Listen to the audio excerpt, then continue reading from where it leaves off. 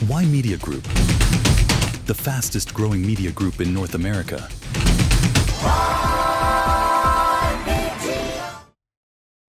Hello and welcome back to Y Media Newsroom. I'm Ramona Singh, and in the latest business news, there's lots happening when it comes to AI firms. But in this one, it's the Canadian aerospace company MDA Space is purchasing a major stake in France's Colette localization satellite for $920 million. That would be strengthening Canada's presence in satellite and communications, and as what we're seeing in Earth observation. Now, this will expand their European footprint as well as strengthen satellite service business. The global demand for satellite communications and environmental monitoring and defense capabilities continue to accelerate, fueling a consolidation across aerospace sector. And we're seeing Canada quietly remain a major player in the global space economy. This acquisition strengthens a strategic industry that is becoming increasingly important for defense, communication, as well as climate monitoring. And French investment firm Infravia is buying luxury marina operator D Marina in a deal worth to 1.5 billion euros as investors continue pouring money into high-end waterfront infrastructure. Now, this deal is massive because it operates 28 marinas, that's D Marina, and more than 14,300 berths, focus increasingly on shifting towards super yachts. And we're seeing that take place when it comes to Monaco and the Monaco Yacht Show, where you have super yachts and really luxury goods and furnishings of the yacht industry. So when it comes to travel, luxury travel and yacht ownership, that has surged among the ultra wealthy buyers, making marina operators a very attractive infrastructure investment opportunity. Now, as private equity enters what would be a niche luxury market, prices often do rise. So, smaller recreational boat owners could eventually face a higher cost and reduced access as marina centers cater to larger, more profitable vessels. Now, big news on the three AI companies. They have unveiled a new flagship model on the same day that is creating essentially what would be an AI price war that has intensified. So you have OpenAI, Meta, and SpaceX. AI. Now, SpaceX is no longer a space company, but it's an AI company. So OpenAI, Meta, and SpaceX have launched a new AI models all on the same day, and it's intensifying the competition over enterprise business as well as AI that's driving prices lower in an increased crowded market. Now, OpenAI launched ChatGPT 5.6. Meta unveiled Muse Spark 1.1, and SpaceX AI released Grok 4.5 all in the same day, and the competition shifted towards lower prices to be able to attract the customers and to be able to try the new models. Coding and AI agents remain a key battleground. And when it comes to enterprise customers, they're increasingly focused on AI costs, right? Because if you imagine you're running a workforce and you have, whether you have 10 employees, 50, or over 100, those AI costs in terms of subscriptions do add up. So now companies are demanding measurable productivity gains before expanding their spending and putting pressure on providers to compete on both price and performance. We're seeing the AI industry entering a new phase. Performance differences between leading models are narrowing, making pricing reliability as well as ecosystem integration into existing platforms and tools the next competitive advantage. So this shift could benefit businesses as AI is becoming more affordable and accessible. And as we enter an era of AI arms race that's intensified as US, China weigh both on restrictions on the most powerful models, the global AI race is accelerating as a frontier models become dramatically more capable, and governments are beginning to treat this entire thing when it comes to artificial intelligence as a national security issue. We saw this take place in the United States when they told certain models to not be released of Anthropic, if you recall. And now China is doing the same thing. So now you have US and China are both considering restricting foreign access to their most advanced AI systems, while you have Washington that debates new oversight rules for powerful AI models, essentially worrying about cybersecurity threats. And if you use these new AI models to, um, create a cybersecurity issue, then that would be really a big concern.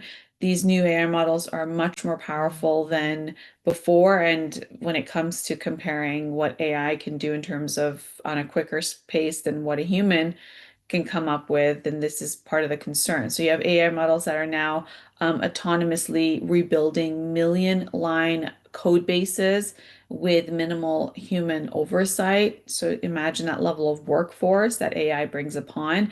OpenAI, Anthropic, Google, and Elon Musk's xAI are competing to build increasingly powerful frontier models.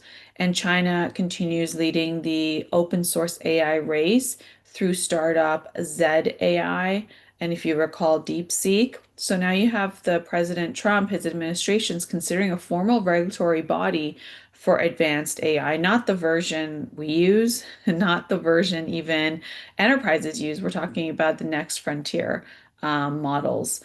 And the United States is exploring export controls that would limit Chinese access to American AI, and China is doing the same thing, considering similar restrictions on its own frontier AI models.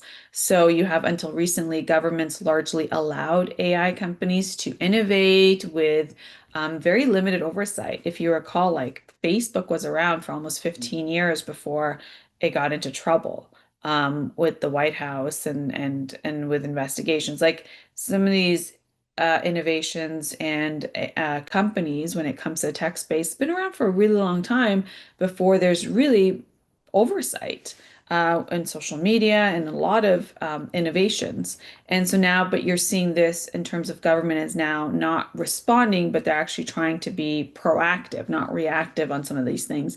So now these rapid advances in autonomous AI agents combined with military and intelligence applications are shifting AI from what would be a commercial technology race into a geopolitical competition between the two countries of the United States and China. The conversation around AI has fundamentally changed. Where you can think about 6 months ago, the focus was on productivity, right? And today it's about national security. Very big difference. AI has been around in terms of human consumption on a retail level since 2023 in such a short period of time. And in just a few months, you can see where the topic is shifting and the focus when it comes to AI on the government side.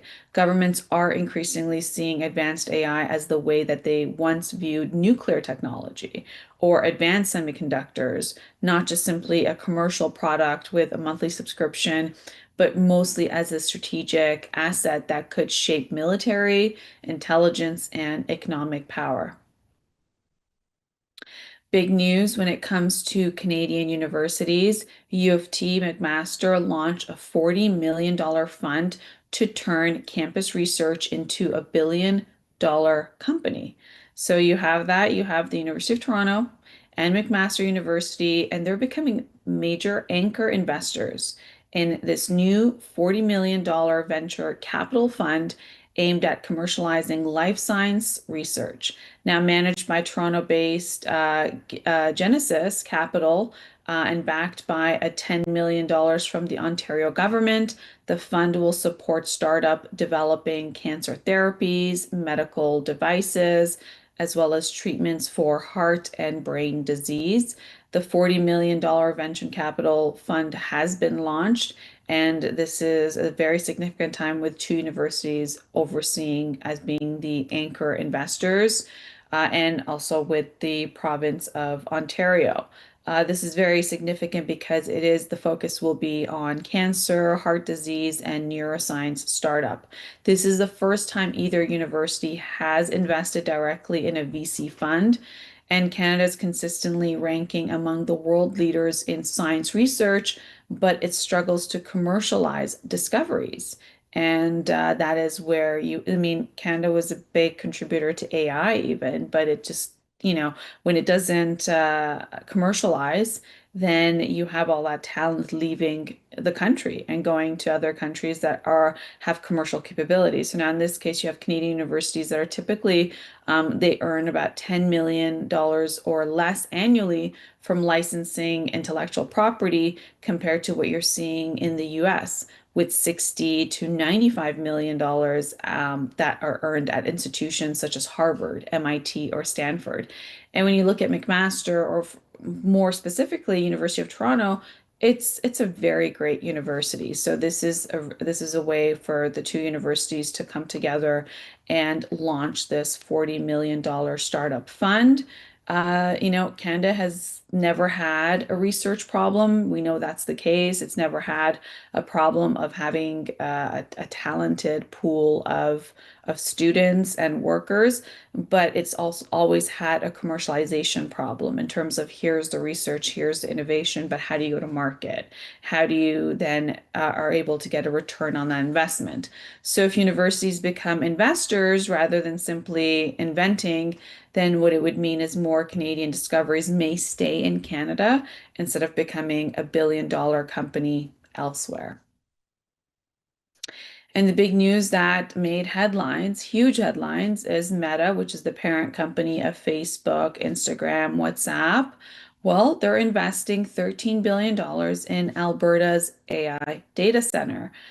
This is Meta's plan to build its first Canadian AI data center in Sturgeon County in Alberta, investing the $13 billion, which would be a massive campus powered by a new $4.6 billion natural gas generating station, as well as this facility will consume approximately 1 gigawatt of electricity, making it Canada's largest AI infrastructure project. This is something Premier Danielle Smith has had press conferences about in this massive investment with Meta coming to Canada and investing in Canada and more specifically in Alberta for data centers. And Alberta is where the oil is, and so this is a very strategic position for Meta. It will be located north of Edmonton, and the facility requires a lot of electricity. So that's a gigawatt of electricity.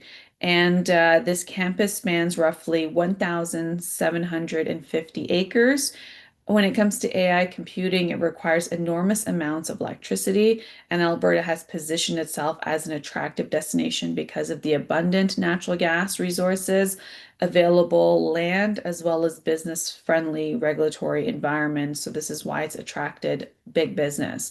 Now, the AI race is no longer just about software. We've seen the trend take place. It's now about energy. It's about these data centers that consume so much energy. So you have now countries and more specifically provinces that can reliably generate large amounts of electricity are becoming the magnets for this $1 trillion technology investment in AI data centers. And Nvidia, massive news, their valuation has fallen back to the pre-AI boom levels.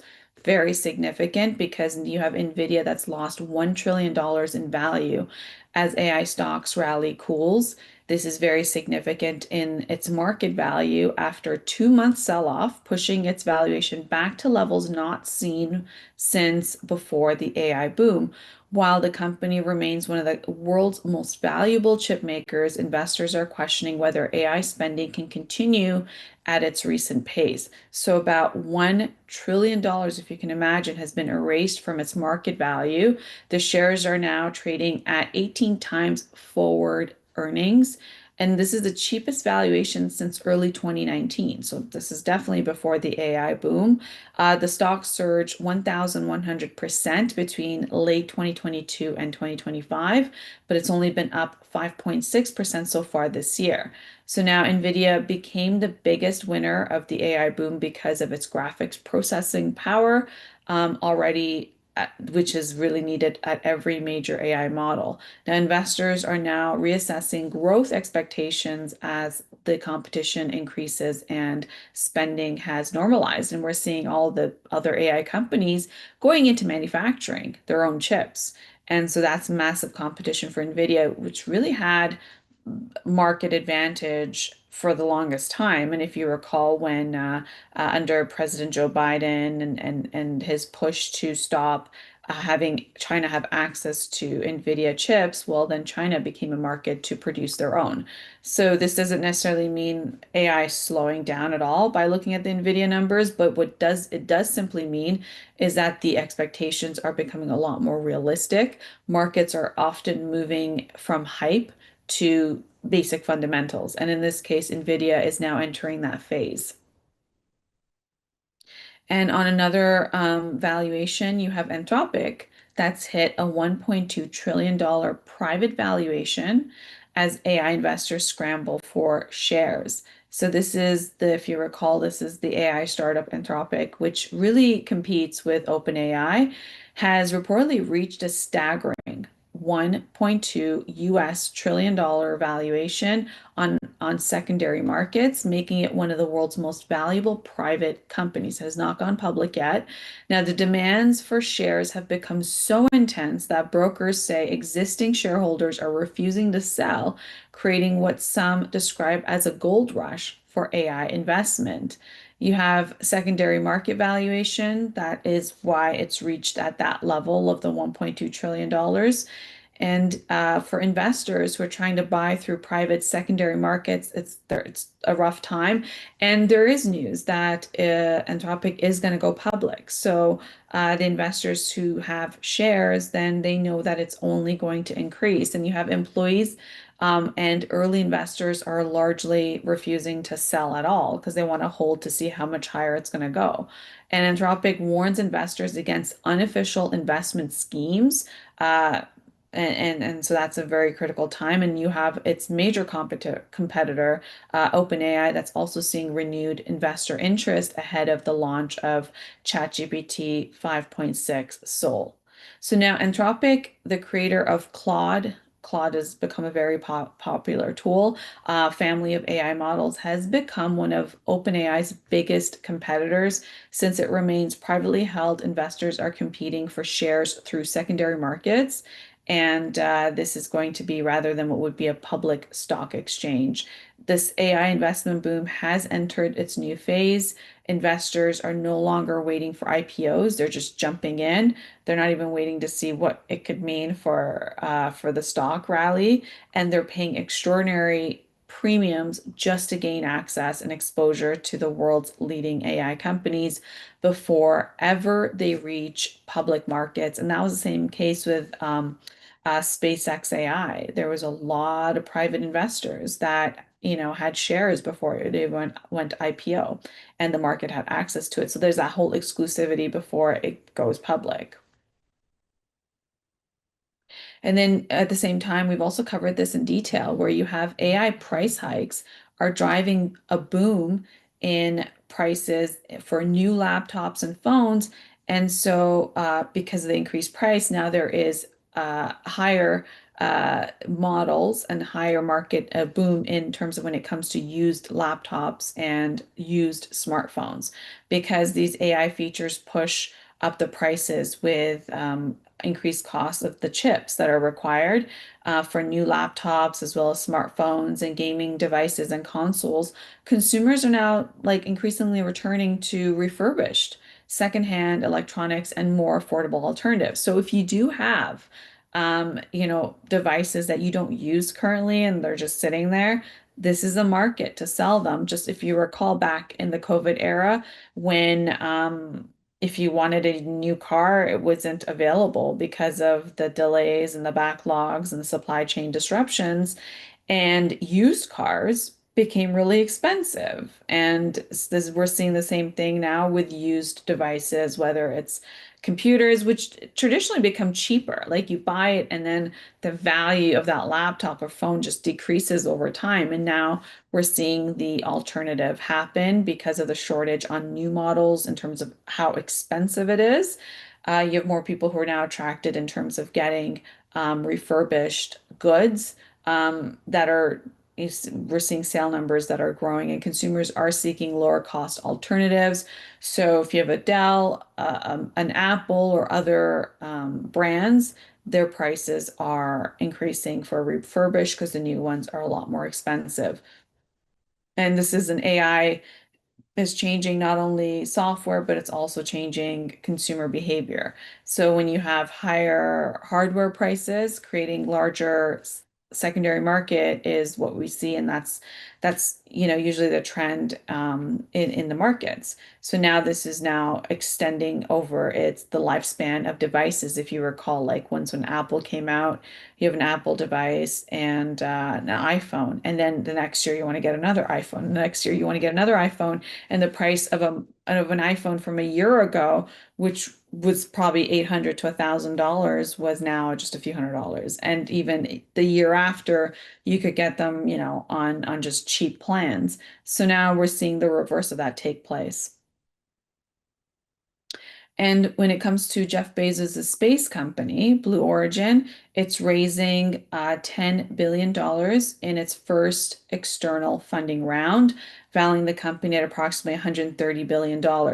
This is very significant for Blue Origin was trying to compete with SpaceX. So now you have the first outside fundraising round, and the capital is expected to support the future space program. So now Blue Origin has largely been financed by Jeff Bezos personally. If you recall, when he stepped down as the CEO and chairman of Amazon, then he took on Blue Origin. And so now this is bringing this outside money is critical to have investors marks a major milestone in commercialization of the private space industry, which Blue Origin still is. The commercial space race is entering what would be a more mature stage where you have companies that are moving beyond billionaire funding towards institutional capital and what would be reflecting growing investors' confidence in the long-term economics of space. An AI company, Perplexity, is reportedly developing a coding assistant called Teammate, designed to manage software projects from planning through deployment, expanding competition in the AI programming market. You have this internal project called Teammate that is used internally since May, and now that it's been in the marketplace, when it comes to enterprise customers, they're finding that it could integrate a lot better with some of the tools. And now it's reported that it could publicly launch later this year. It is competing with OpenAI and Anthropic coding tools. Now, the AI coding assistants have become one of the fastest growing segments of artificial intelligence. No longer do you have to go to school to become a coder because you have AI doing that, with developers increasingly relying on AI to write, debug, and maintain software. And then there's a whole aspect of as there's an upgrade to that software, whether it's by OpenAI or Anthropic or in this case Perplexity, then the developers are constantly needing to renew their knowledge base on these tools. So now the next AI battleground isn't just like search for its software development, but it's now whoever builds the best coding assistant could become indispensable to millions of developers worldwide. And SpaceX, well, made Elon Musk the first trillionaire in the world. Well, it turns out that SpaceX merchandise has become now a hot collectible item. This is a fuel that's booming in when it comes to collector merchandise, following SpaceX's historic IPO, never seen before at those numbers, has demanded for a branded memorabilia. Which has now exploded online with collectors paying hundreds and in some cases thousands of dollars for rare company merchandise, if you can imagine, just SpaceX merchandise. If you're in a company, then you would have a company t-shirt or a company pen, company hat, and this is what's happening with SpaceX right now. So SpaceX branded items are selling for a premium price, And so I imagine the people that have it, they can sell it for hundreds or thousands of dollars. Now, collectible things include mugs, chopsticks, and employee memorabilia. So now, if you imagine that if some listings are going about for $5,000, then there's going to be a knockoff industry as well that's going to have SpaceX on it, and for hoodies and shirts, and I guess it's getting, and when it gets to that extent, then it's part of culture, right? And so now you have IPO that's increased the collector demand. It set records never seen before. So now this high profile technology company has now become what would be a cult following, similar to sports merchandising, as well as what would be a turning a limited merchandise into a valuable collector's item. And then there's a secondary market, right? If you recall eBay, it was a place where people would put up products and there would be bets, not bets on it, there would be bids on it. So this technology brand is increasingly resembling what would be a luxury consumer brand with something as like a mug or some other memorabilia going for $5,000 as companies like SpaceX build devoted fan base, which is what Elon Musk has done on terms of his branding. And so now you have this, promotional items that are becoming valuable collector's pieces. And back to AI, well, it turns out that AI cheating has now been exposed at Brown University.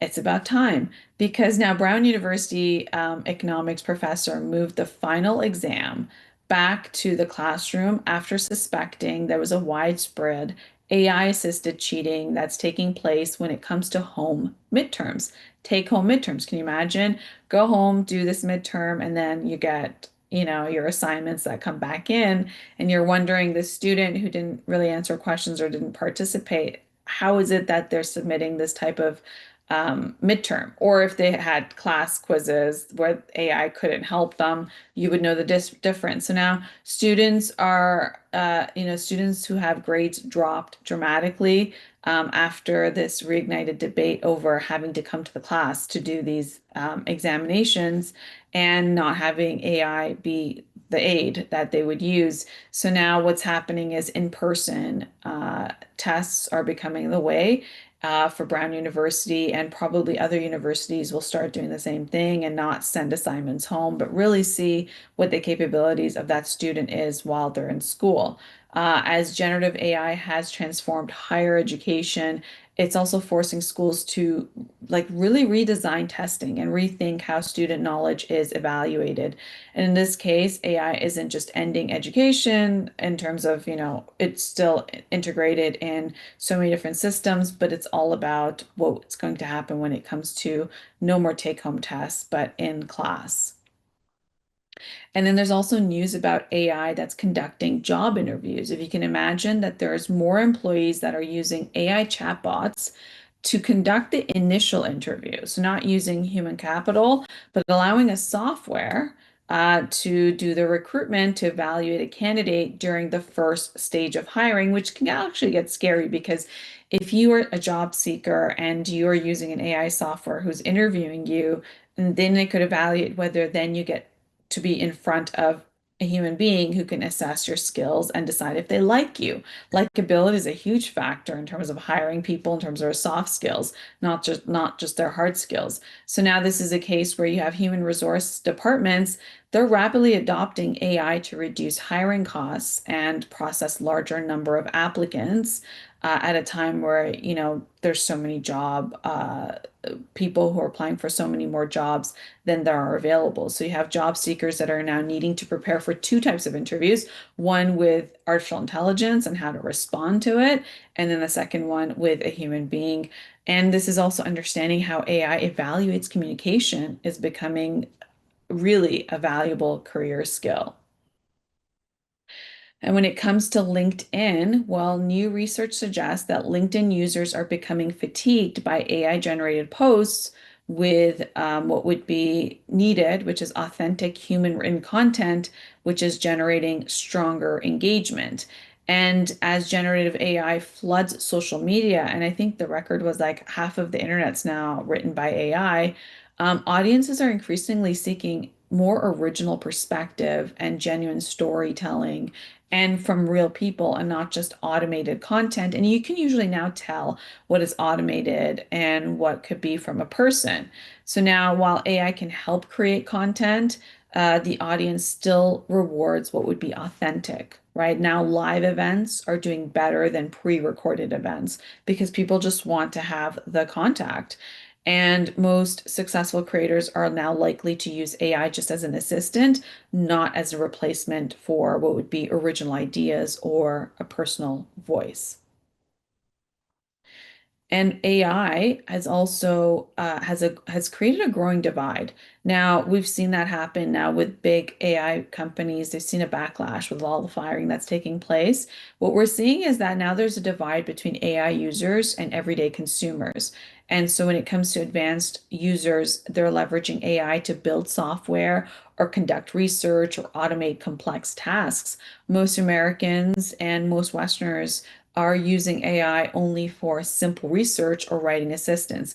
Now, experts are warning that this gap could deepen economic inequality. So, in this, nearly 50% of US adults now use AI chatbots. When it comes to OpenAI, it has over 900 million weekly chatbot users, so significant, and more than 50 million pay for premium services. Now, 63% of Americans believe AI is advancing too quickly. Only 16% expect AI to benefit society over the next 20 years. This is based on a new federal AI literacy initiative and survey that was taken place to aim at how to train workers. As you have AI rapidly advancing when it comes to elite users or everyday users, the gap is growing, and that is of major concern when it comes to the government and when it comes to companies overall. That's all the time we have today on Y Media Newsroom. Until Monday, take care and be well.